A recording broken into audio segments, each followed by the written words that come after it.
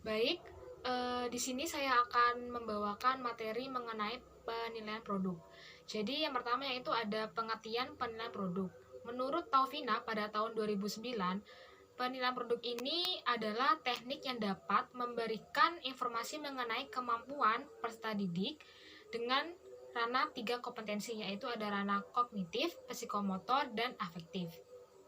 Dengan menggunakan teknik penilaian produk, itu dapat mengembangkan kreativitas, potensi, dan kecakapan yang dimiliki oleh peserta didik. Selain pengertian menurut Taufina, ada pun pengertian penilaian produk menurut Ramlan Ari pada tahun 2011, yaitu penilaian yang mana meliputi kemampuan peserta didik untuk menciptakan dan membuat suatu produk yang dapat berupa teknologi seni seperti makanan, pakaian, hasil karya seni, barang terbuat dari kayu, keramik, plastik, dan logam. Nah, dari dua pengertian di atas kita dapat simpulkan yaitu penilaian produk itu merupakan penilaian keterampilan peserta didik untuk mengaplikasikan pengetahuan ke dalam wujud untuk waktu tertentu dengan kriteria yang ditetapkan baik segi proses maupun hasil akhir. Nah, contoh-contohnya itu ada membuat kerajinan, membuat karya sastra, membuat laporan percobaan, menciptakan tarian, dan sebagainya. Nah, setelah kita mengetahui pengertian dari penilaian produk, selanjutnya kita akan memasuki ke tujuan penilaian produk. Di sini ada 5 tujuan dari penilaian produk. Yang pertama itu untuk mengetahui sejauh mana pencapaian kompetensi dari peserta didik itu setelah melalui banyak proses pembelajaran yang berlangsung di dalam kelas. Tujuan kedua yaitu memberikan umpan balik untuk peserta didik agar mengetahui kekuatan dan kelemahan proses penyampaian kompetensi. Kemudian tujuan yang ketiga yaitu adalah memantau kemajuan dan diagnosis kesulitan belajar yang dialami peserta didik sehingga dilakukan pengayaan dan remedial. Tujuan yang keempat yaitu ada umpan balik untuk pendidik dalam memperbaiki metode, pendekatan, kegiatan, dan sumber belajar yang digunakan. Untuk tujuannya terakhir yaitu ada memberikan pilihan yang baik dan alternatif untuk pendidik. Setelah kita mengetahui tujuan dari penilaian produk ini, kita akan memasuki ke tahap pengembangan produk. Nah, pada tahap ini terdapat 3 tahap, yaitu ada tahap persiapan, tahap produksi, dan yaitu ada tahap akhir. Jadi pada tahap persiapan ini meliputi keterampilan peserta didik untuk membuat perencanaan, kemampuan untuk merancang produk, dan kemampuan dalam menggali serta mengembangkan suatu ide. Kemudian pada tahap produksi ini meliputi kemampuan peserta didik dalam memilih dan menggunakan bahan, peralatan, dan teknik kerja. Dan pada tahap akhir ini meliputi kemampuan peserta didik untuk menghasilkan produk yang memenuhi kriteria, dan pada tahap ini pula meliputi kemampuan peserta didik dalam mengevaluasi hasil kerjanya. Dan setelah kita mengetahui dari tahap-tahap pengembangan produk, kita masuk ke teknik penilaian produk. Di sini ada 2 teknik, yaitu ada teknik penilaian analitik dan teknik penilaian holistik. Jadi pada penilaian analitik ini, penilaiannya itu berdasarkan aspek-aspek produk dan biasanya dilakukan terhadap kriteria yang terdapat pada tahap pengembangan. Kemudian pada penilaian holistik itu, penilaian berdasarkan kesan atau apresiasi keseluruhan produk dan biasa dilakukan untuk menjadi kesatuan dan kepaduan yang layak dari produk yang dihasilkan. Sekian, terima kasih. Pengertian penilaian portofolio. Portofolio dalam dunia pendidikan digunakan untuk melihat perkembangan peserta didik dari waktu ke waktu, berdasarkan kumpulan hasil karya sebagai bukti dari suatu kegiatan. Portofolio juga dapat dipandang sebagai suatu proses sosial pedagogis, yaitu sebagai collection of learning experience yang terdapat di dalam pikiran peserta didik, baik yang berwujud pengetahuan atau kognitif, keterampilan atau psikomotor, maupun sikap dan nilai atau afektif. Artinya, portofolio bukan hanya berupa benda nyata, melainkan mencakup segala pengalaman batiniah yang terjadi pada diri siswa. Dalam bidang bahasa, portofolio dapat merupakan suatu adjektif yang sering disandingkan dengan konsep lain seperti pembelajaran dan penilaian.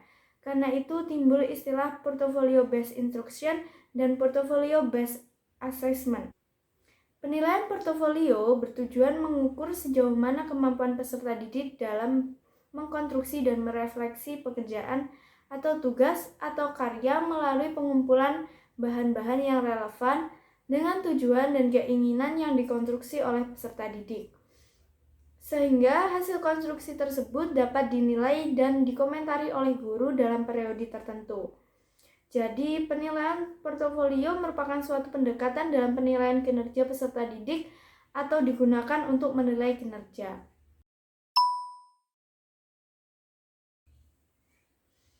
Tujuan dan fungsi penilaian portofolio menurut Sumarna Surapranata dan Muhammad Hatta tahun 2004 mengemukakan bahwa penilaian portofolio dapat digunakan untuk mencapai beberapa tujuan, yaitu 1. Menghargai perkembangan yang dialami peserta didik. 2. Mendokumentasikan proses pembelajaran yang berlangsung. 3. Memberi perhatian pada prestasi kerja peserta didik yang terbaik. 4. Merefleksikan kesanggupan mengambil resiko dan melakukan eksperimentasi. 5. Meningkatkan efektivitas proses pengajaran. 6. Bertukar informasi dengan orang tua atau wali peserta didik dan guru lain. 7. Membina dan mempercepat pertumbuhan konsep diri positif pada peserta didik. 8. Meningkatkan kemampuan melakukan merefleksi diri. 9. Membantu peserta didik dalam merumuskan tujuan. Adapun fungsi penilaian portofolio adalah sebagai berikut. Yang pertama, portofolio sebagai sumber informasi bagi guru dan orang tua untuk mengetahui pertumbuhan dan perkembangan peserta didik, tanggung jawab dalam belajar, perluasan dimensi belajar, dan pembaharuan proses pembelajaran. Kedua, portofolio sebagai alat pengajaran merupakan komponen kurikulum karena portofolio mengharuskan peserta didik untuk mengoleksi dan menunjukkan hasil kerja mereka. Ketiga, portofolio sebagai alat penilaian otentik. Yang keempat, portofolio sebagai sumber informasi bagi siswa untuk melakukan self-assessment. Prinsip-prinsip penilaian portofolio menurut Depdiknas tahun 2003 mengemukakan bahwa pelaksanaan penilaian portofolio hendaknya memperhatikan prinsip-prinsip mutual trust, confidentiality, joint ownership, satisfaction, and relevance. Yang pertama, mutual trust atau saling mempercayai. Artinya, jangan ada saling mencurigai antara guru dengan siswa maupun siswa dengan siswa. Mereka harus sama-sama saling percaya, saling membutuhkan, saling membantu, terbuka, jujur, dan adil, sehingga dapat membangun suasana penilaian yang kondusif. Yang kedua, confidentiality atau kerahasiaan bersama. Artinya, semua hasil pekerjaan peserta didik dan dokumen yang ada, baik perorangan maupun kelompok, harus dijaga kerahasiaannya. Tidak boleh diberikan atau diperlihatkan kepada siapapun sebelum diadakan pameran. Hal ini dimaksudkan agar peserta didik yang mempunyai kelemahan tidak merasa dipermalukan. Yang ketiga, joint ownership atau milik bersama. Artinya, semua hasil pekerjaan peserta didik dan dokumen yang ada harus menjadi milik bersama antara guru dan peserta didik. Karena itu harus dijaga bersama, baik penyimpanannya maupun penempatannya. Yang keempat, satisfaction atau kepuasan. Artinya, semua dokumen dalam rangka pencapaian standar kompetensi dasar, dan indikator harus dapat memuaskan semua pihak, baik guru maupun siswa.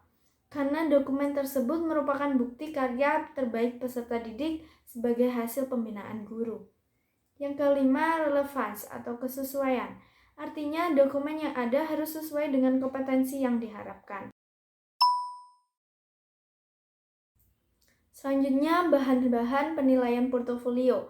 Hal-hal yang dapat dijadikan bahan penilaian portofolio di sekolah diantaranya penghargaan tertulis, penghargaan lisan, hasil pelaksanaan tugas-tugas oleh siswa, daftar ringkasan hasil pekerjaan, catatan sebagai peserta dalam suatu kerja kelompok, contoh hasil pekerjaan, catatan atau laporan dari pihak lain yang relevan, bukti kehadiran, hasil ujian atau ulangan, presentasi dari tugas-tugas yang selesai dikerjakan, catatan-catatan kejadian khusus atau catatan anekdot, dan bahan-bahan lain yang relevan, yaitu 1.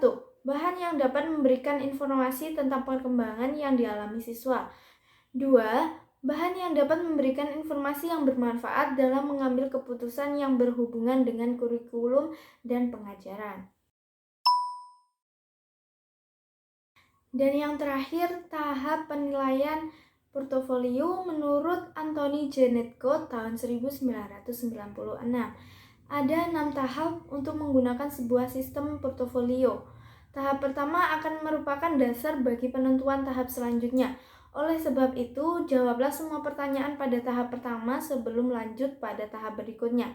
Tahap-tahap tersebut adalah 1. Mengidentifikasi tujuan dan fokus portofolio. Berisi pertanyaan-pertanyaan, yaitu A. Mengapa portofolio itu akan dilakukan? B.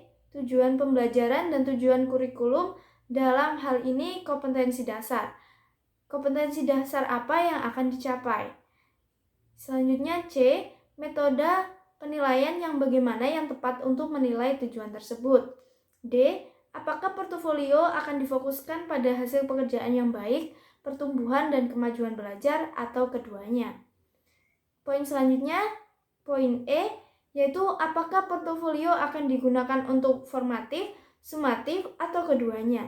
Dan yang terakhir F, siapa yang akan dilibatkan dalam menentukan tujuan, fokus, dan pengaturan portofolio? Yang selanjutnya kedua, mengidentifikasi isi materi umum yang akan dinilai. Poin ketiga, mengidentifikasi pengorganisasian portofolio. Siapa yang akan terlibat dalam portofolio tersebut? Keempat, menggunakan portofolio dalam praktik. Kelima, evaluasi pelaksanaan portofolio. Dan keenam, evaluasi portofolio secara umum.